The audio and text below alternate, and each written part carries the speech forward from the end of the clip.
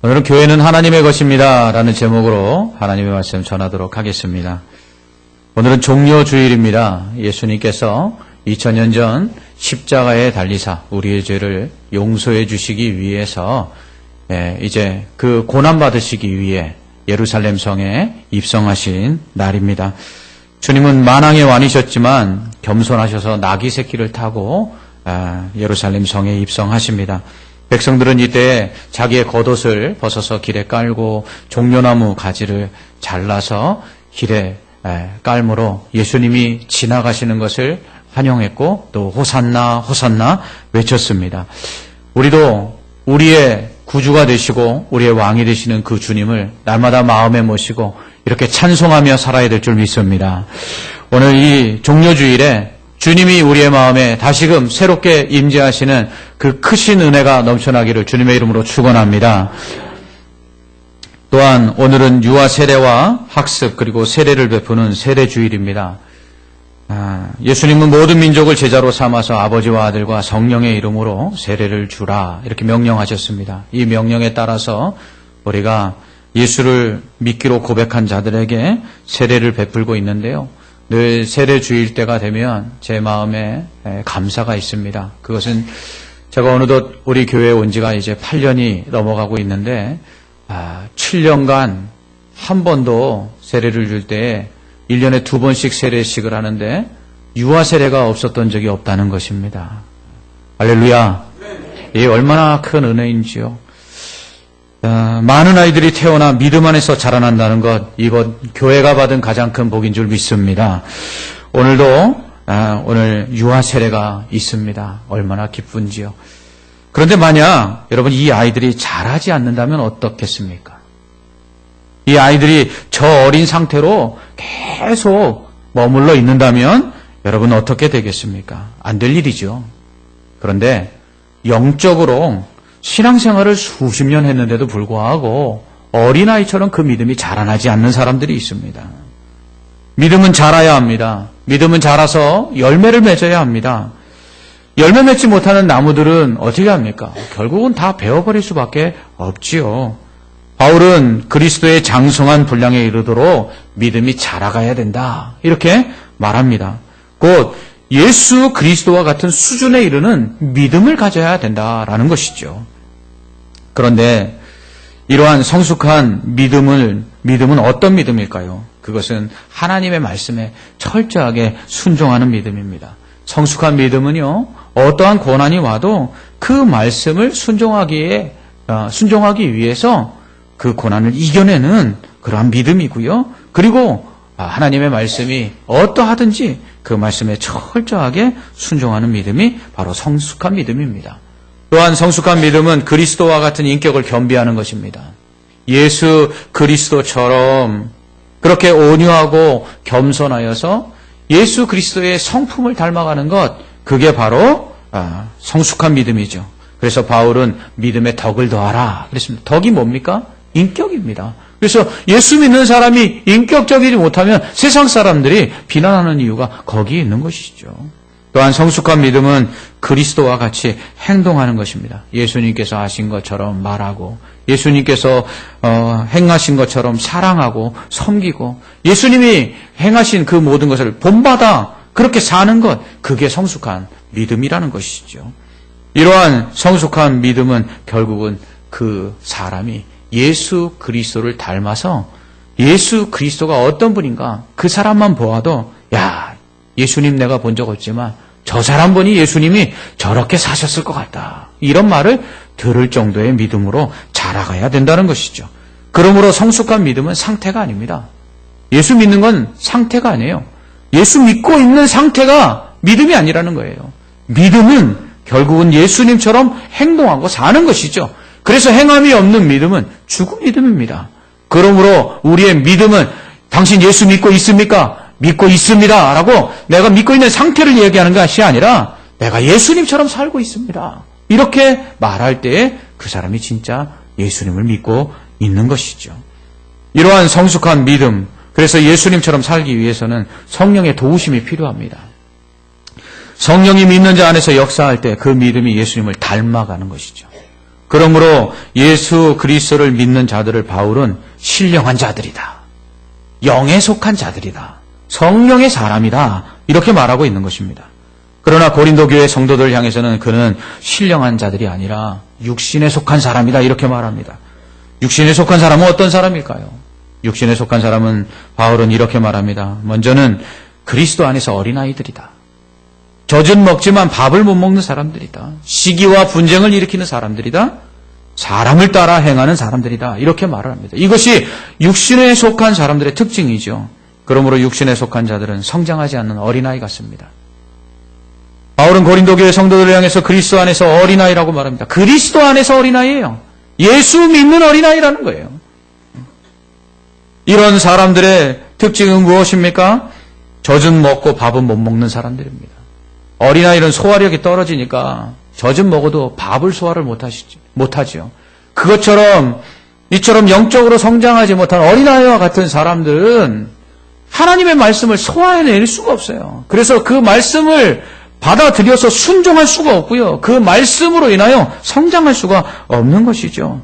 듣기는 들어도 깨닫지 못하고 깨달아도 그것을 행할 수 없는 어린아이와 같은 사람들.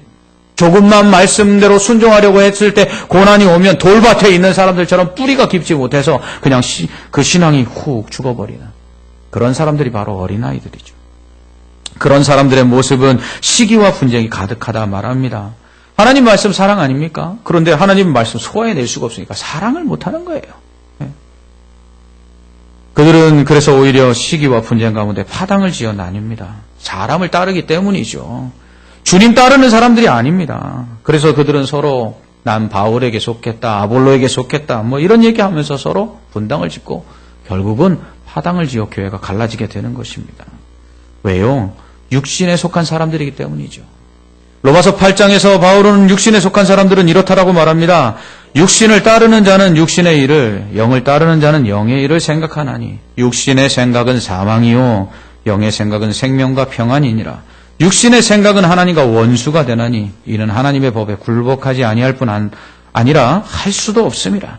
육신에 있는 자들은 하나님을 기쁘시게 할 수 없느니라. 아멘. 예수님을 믿고 구원받은 사람들은 성령의 사람입니다. 성령의 인도하심을 받아 믿음으로 말미암아 구원을 받았기 때문이죠. 그러나 그 믿음 뒤에는 그 안에 계신 성령을 따라서 성령을 쫓아서 그 인도하심을 받아 순종하며 살아가야 되는데 믿는 자들 중에는 믿지 않는 자들처럼 육신에 속하여 그 육신의 생각과 육신의 소욕을 따르는 자들이 있다라는 것입니다. 그런 사람들은 하나님 말씀에 순종할 수 없지요. 예수 믿는다고만 말할 뿐 그들에게서는 예수 그리스도의 열매가 나타나지 않는 것입니다. 성령의 열매가 없는 것이죠. 그러나 성령의 사람, 영에 속한 사람은 영을 따릅니다. 성령의 생각은 생명과 평안입니다.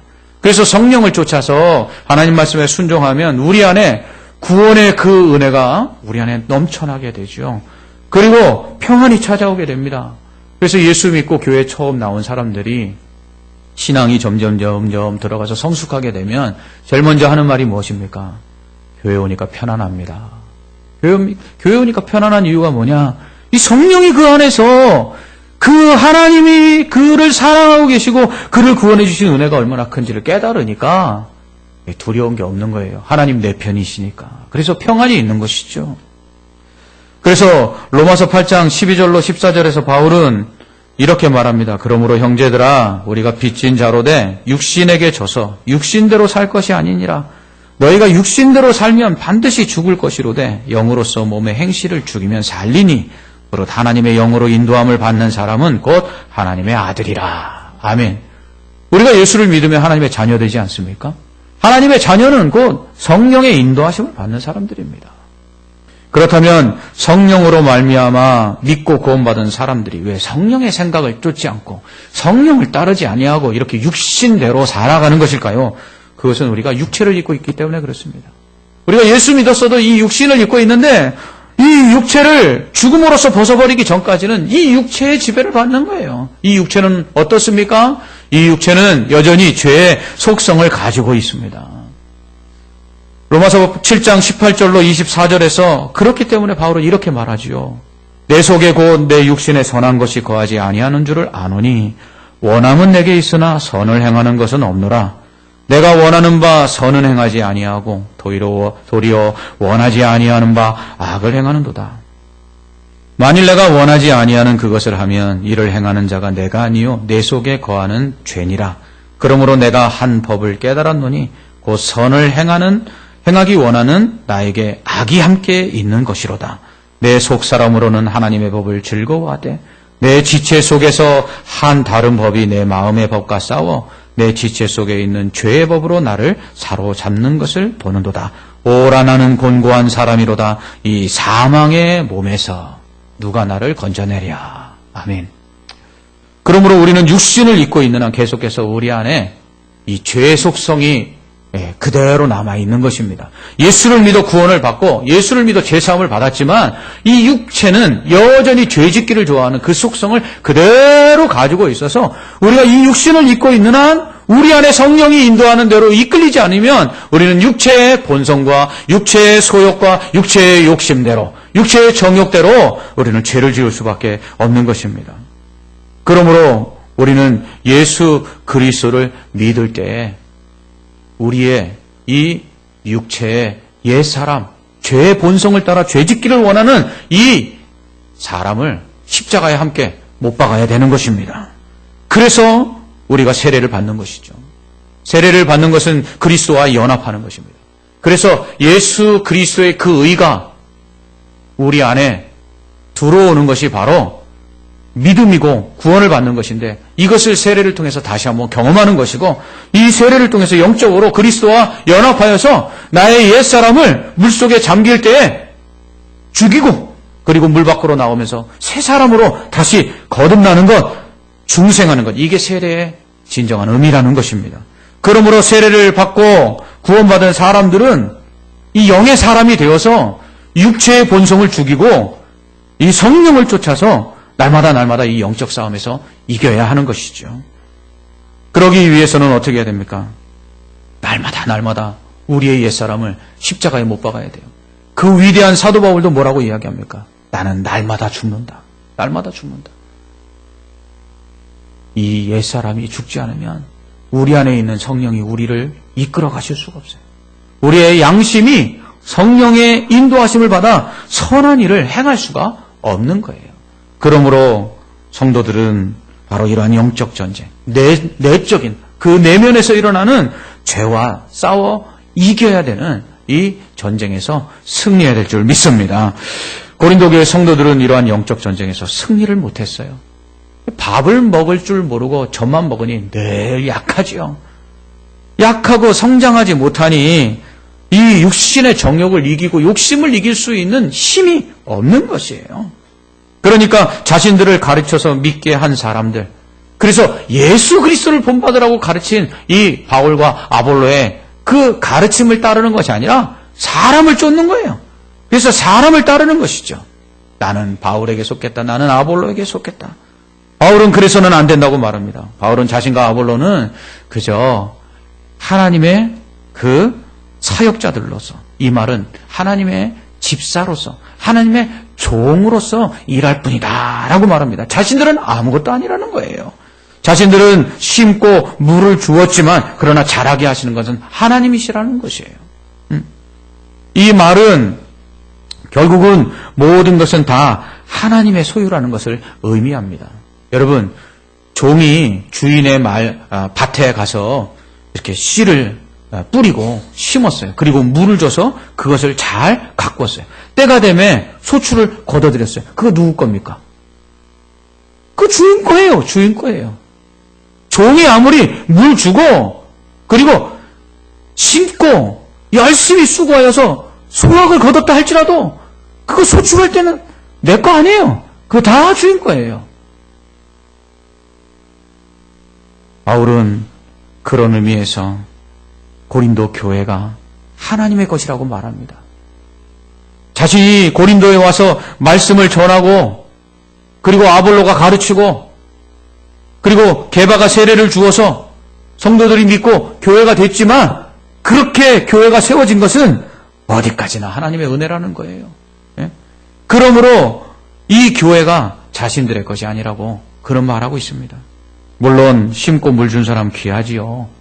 심는 자가 있고 물 주는 자가 있어야 자라도 나지요. 그러나 어디까지나 물 주고 그리고 심고 거둔 사람들은 종에 불과합니다. 결국은 그 모든 것은 다 주인의 몫이고요. 종들은 나중에 뭐 하면 됩니까? 싹만 받으면 돼요. 그 밭의 소출을 자신이 받는 게 아니라 주인으로부터 약속된 상만 받으면 되는 것이에요. 쉽게 말해서 이런 것입니다. 목사가 교회를 세웠다 할지라도 그것은 어디까지나 하나님의 소유입니다. 교회를 세우고 열심히 말씀을 전하고 목회를 해서 교회가 부흥하여 아름답게 세워졌어도 그건 하나님의 교회라는 거예요. 목사는 사례만 받으면 됩니다.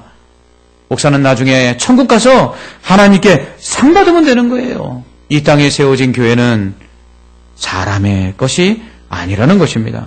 이건 목사만 아니에요. 장로도 성도도 마찬가지입니다. 교회를 위하여 수고하는 일 귀한 일입니다. 그러나 우린 종이에요. 수고한 것 가지고 교회 안에서 주장하는 자세로 마치 주인 양 행세해서는 안 됩니다. 교회의 주인은 오직 하나님밖에 없습니다. 오직 하나님만이 교회의 주인이세요. 교회는 하나님의 밭이요 집이라고 그래서 바울이 말하는 것입니다. 만약 사람들이 자신의 소유인 양 주장하면 결국 교회는 성령의 전이 아니라 하나님의 집이 아니라 사람의 집이 되는 거고 이 사람의 모임이 되는 것이죠. 그러면 그냥 교회는 침묵계예요. 침묵계. 그런데 교회가 자꾸 사람이 주인이 되어갑니다. 목사가 주인인 척하고요. 장로가 주인인 척해요. 성도들이 주인인 척해요.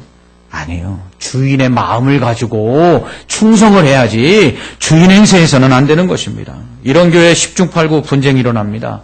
목사와 장로 사이에, 장로들 간에, 장로와 성도들 사이에, 성도들끼리 분쟁이 일어납니다. 바울은 이래서는 안 된다고 말합니다. 그는 10절에서 자신을 건축자라고 비유하고 있는데요. 자신은 하나님의 은혜에 따라 지혜로운 건축자처럼 터를 닦았다 말합니다. 고린도에 와서 복음 전했다는 거예요.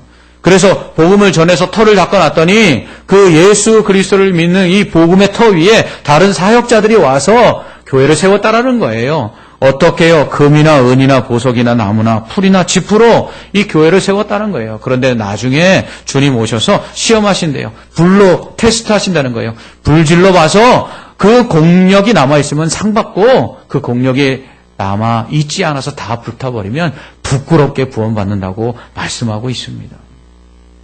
이 말을 교회에 적용하면 이것이죠. 원로 목사님께서 36년 전에 우리 교회 세우셨어요. 정말 고생 많이 하셨습니다. 애쓰고 수고하셔서 이 교회를 부흥시키고 아름답게 세워놓으신 후에 더 좋은 사역자가 감당하라고 은퇴를 하셨어요. 그 다음에 목사님이 오셨고요. 또 제가 와서 3대째 목회하고 있습니다. 그런데 우리 목사님이, 원로 목사님이 이렇게 그리스도의 터 위에 터를 닦아놓고 이제 저와 또 앞선 목사님이 이제 교회를 세워나갔는데 이 교회를 세운 건 나중에 주님 오셔서 시험하신다는 거예요. 어떻게 해요? 불과 같은 시험으로 시험하셔서 쓰러지지 않고 남아있는지 시험한다는 거예요. 그런데 어떤 교회가 쓰러지고 넘어집니까? 사람 따르는 교회가 쓰러지고 넘어진다는 거예요. 파당 짓고 그리고 시기하고 분쟁하는 교회가 결국 무너진다는 거예요. 제가 우리 교회 부임했을 때 성도들이 저에게 그랬어요. 목사님, 가진 사람들만 사랑하지 마십시오. 무슨 얘기입니까? 목사님 돈 있는 사람 따르지 마십시오. 목사님 돈 있는 사람 목사님 편 만들지 마십시오. 이 얘기예요. 사람 따르는 성도들 만들지 마시고 목사도 사람 따르고 돈 따르는 목사 되지 말라는 거죠. 성도들도 마찬가지입니다. 사람 따르는 성도들 되면 안 되고요. 그리고 자기 자신 따라오라고, 사람 따라오라고 사람들 그렇게 파당짓고 분당해서는 안 되는 것입니다. 고린도 교회 성도들이 시기와 그리고 분쟁 가운데 이렇게 파당을 지은 이유가 무엇입니까? 고린도전서 11장 18절로 19절에서 바울은 이렇게 말합니다. 먼저 너희가 교회에 모일 때에 너희 중에 분쟁이 있다함을 듣고 어느 정도 믿거니와 너희 중에 파당이 있어야 너희 중에 옳다 인정함을 받는 자들이 나타나게 되리라. 아멘. 무슨 얘기입니까? 자기가 옳다 인정함 받으려고 사람들 모았다는 거예요. 자기 목소리 내서 자기가 교회 주인처럼 행세하려고 자기 목소리 내기 위해서 그 목소리 인정받기 위해서 사람들 모았다는 거예요. 섬기고 수고함으로 예수님 본받아서 예수님이 날 위해 십자가 지신 그 사랑이 얼마나 큰지 너무 감당할 수가 없어서 어떻게 하면 그 사랑 갚을까? 어떻게 하면 그 은혜 보답할까? 그래서 섬기지 아니하고 마치 주인인 양 자기 목소리 내는데 자기 편에 자기를 동조해 줄 사람 만들기 위해서 시기하고 분쟁하고 화당지었다라는 것이죠. 그러면서 그들이 바울과 아볼로의 이름을 이용한 것입니다. 세례 주고 예수님 본받으라고 한 사람들 이름을 이용해서 나는 바울에게 속했다, 아볼로에게 속했다 그러면서 결국 자기 편 만드는 것입니다. 사람 쫓는 교회 만든 것이죠. 이런 교회 어찌 하나님 기뻐하실 수 있겠습니까? 예수님을 믿고 세례받은 이유가 이것입니까? 예수님을 믿고 세례받은 이유가, 그래서 구원받은 이유가 자기 목소리 내고 자기 사람 만들고 싸우고 시기하고 분당 짓는 겁니까? 아니죠. 육신에 속한 사람들은 이렇습니다. 그리스도 안에 있으면서도 그들은 성령의 사람이 아니라서 성령이 말씀하시는 것들을 순종하지 못하고 젖과 같이 늘 들을 때 복받으란 이야기, 또 자기 귀에 듣기에 좋은 말하는 사람들, 그런 소리만 귀를 기울일 뿐 진정으로 들었고 순종해야 될 하나님의 말씀에 순종하지 않으니 어린아이와 같아서 늘 싸우는 거죠. 우리 어린아이들 키워보면 어떻습니까? 하나 있을 때 모르는데 둘 나오면 얼마나 열심히 싸웁니까? 저도 자랄 때 생각해보니까 참 형제들끼리 많이 싸웠어요. 여러분, 어린아이와 같으면 이처럼 사랑할 줄 몰라요. 어린아이와 같으면 그 사랑이 얼마나 귀한 줄 몰라요.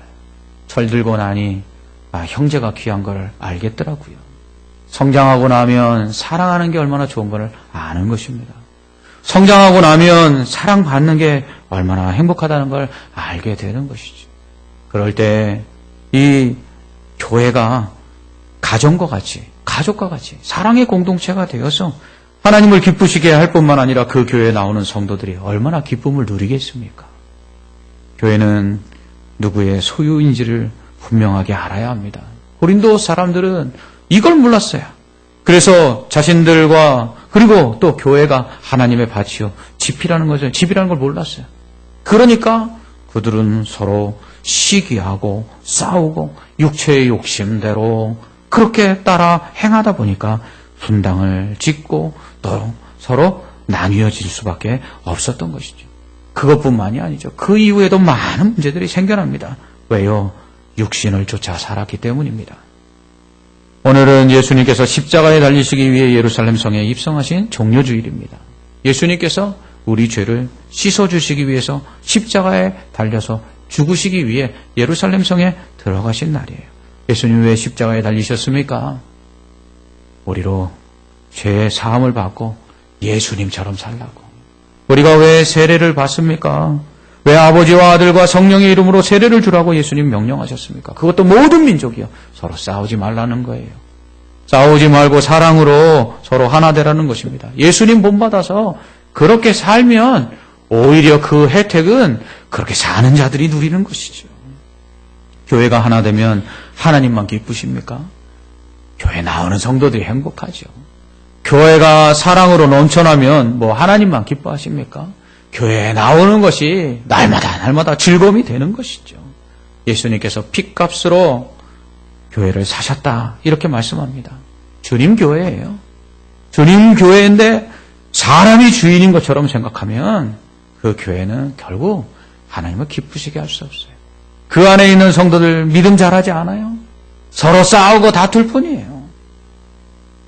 사람을 따르는 사람들이 될 수밖에 없습니다. 하나님의 모임이 아니라 사람 모임 되는 것이죠. 바울은 고린도전서 3장 21절로 23절에서 이렇게 말합니다. 그런즉 누구든지 사람을 자랑하지 말라. 만물이 다 너희 것임이라. 바울이나 아볼로나 게바나 세계나 생명이나 사망이나 지금 것이나 장래 것이나 다 너희의 것이요 너희는 그리스도의 것이요 그리스도는 하나님의 것이니라. 아멘. 우리가 주님 거예요. 우리가 하나님 거예요. 교회는 하나님 것입니다. 이 종료주일 우리 미금중앙교회 모든 성도들의 믿음이 어린아이와 같지 아니하고 그리스도의 장성한 분량에 이르도록 자라나기를 주님의 이름으로 축원합니다. 사람 따르는 교회 아니고 주님만 따르는 교회 되기를 원합니다. 하나님이 주인 되셔서 다스리시고 지켜 보호해 주시는 은혜로운 교회 되기를 원합니다. 성령이 이 안에 역사하셔서 날마다 성령의 은혜가 넘쳐날 뿐만 아니라 성도들이 그 성령을 쫓아 삶으로 빛과 소금의 역할을 감당하는 그런 교회 되기를 간절히 소망합니다. 하나님이 이처럼 기뻐하시는 교회가 되어서 우리 교회의 마지막 주님 오셔서 불로 시험해 보실 때 금이나 은이나 철로 단단하게 아름답게 지어진 교회와 같아서 흔들리지도 아니하고 그 공적이 남아서 하나님 앞에 칭찬받고 큰 상급 받는 우리 모든 성도들 되시기를 주님의 이름으로 축원합니다. 아멘. 기도하겠습니다. 하나님 아버지, 우리 교회를 사랑하셔서 이렇게 세워주시고 우리 원로 목사님을 비롯한 목회자들이 그리스도의 터 위에 아름답게 세우고 또 성도들이 사랑으로 하나 되어 이 교회를 지금까지 지키고 또 주님의 사명을 감당하게 하신 것 감사합니다. 날마다 성령이 우리 안에 역사하게 하여 주시옵소서. 그래서 우리가 육신을 쫓아 사는 것이 아니라 성령을 쫓아 삶으로 하나님을 기쁘시게 하는 교회 되게 하여 주옵시고 사랑으로 하나 되는 교회 되게 하여 주옵시며 날마다 구원받는 자의 수가 더하여져서 주님 명령하신 대로 믿고 세례받는 자들이 더욱더 많아지게 하여 주시옵소서. 그래서 주님 오시는 날에 불로 시험하여도 모든 것이 다 그대로 남아있어서 칭찬받고 상받는 하나님의 택하신 교회, 하나님의 사랑하시는 큰 교회 될 수 있도록 하나님 복의 복을 더하여 주시옵소서. 예수님 이름으로 기도합나이다. 아멘.